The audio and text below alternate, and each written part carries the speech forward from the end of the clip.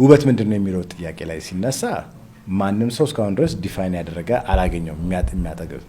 እኔ ያየሁት እኔ የምቀበለው አንድ ሰው ከሰው ጋር በሚገናኝበት ጊዜ በሚታይበት ጊዜ ጎልቶ የሚወጣ ውበቱን የሚቀንስበት ሌላ ሰው በመጥፎ እንዲያየው ትክክል አይደለም። አንድ ሰው የሰው መልክ አይቶ መገምገም የለበትም፣ ግን ሰው ይገመግማል። ሪያሊቲው ተፈጥሮ ነው። ውበት እኔ የማየው እንደ ተፈጥሯዊ ጤና ምልክት ብዬ ነው የምቆጥረው። አሁን አንድ ሰው ውልግድግድ ብሎ እንትን ሲል ወንድም ሆነ ሴት እንትኑ ባል ሚስት አያገኝም። ይሄ ተፈጥሯዊ ነው። ቢኮዝ ጤናማ ልጅ ለመፍጠር ጤናማ ሰው መገናኘት አለበት በሚለው ማለት ነው። እሱም ብቻ ሳይሆን ሰውም ተመሳሳይነት ይፈልጋል። ቢጤ የሚባለው ብዙ ሰው ካየህ ብዙ ባልና ሚስት ይመሳሰላሉ። የሆነ መልካቸው የሚመሳሰል አለ።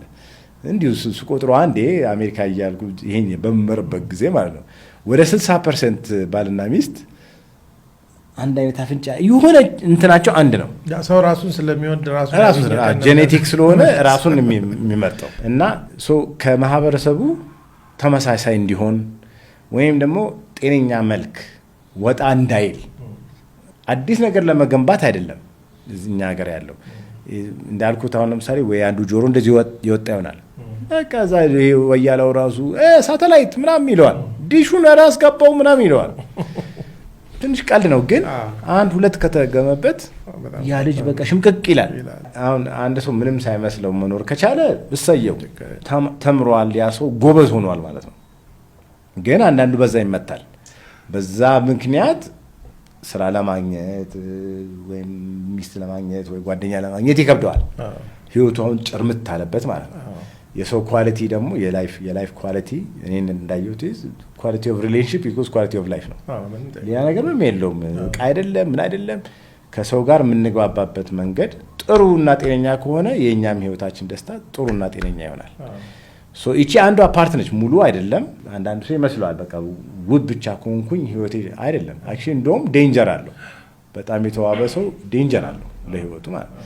ግን እኔ የምሰራው አብዛኛው እንዳየሁት ኦልሞስት ወደ ሪኮንስትራክቲቭ ነው የሚገባው።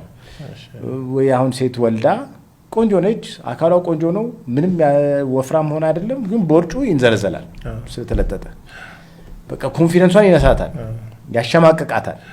ያችን በአንድ ሰዓት ተኩል የሆነች ኦፕሬሽን ማቅረፍ ከቻለች ምንም ላይክ ይመለስላታል፣ ህይወቷን ያቀለልክ እና ዩ ካን ሲ ደስታዋ ከዛ በኋላ ያለ በቁመናዋ በምናምን ታያለ።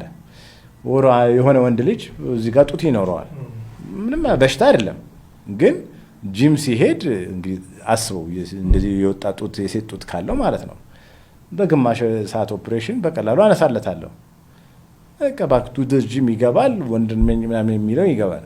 የተሻለ ዓለም ቢሆን አይናችን የሽፍን ቢሆን አሪፍ ነበር። ግን የሰው ልጅ ዓለምን ሁሉ ነገር የሚገነዘበው ፕራይመሪሊ በአይኑ ነው። ተመልካችና ደግሞ ፈራጅ ነው። እዛ ላይ ፍርድ ይሰጣል።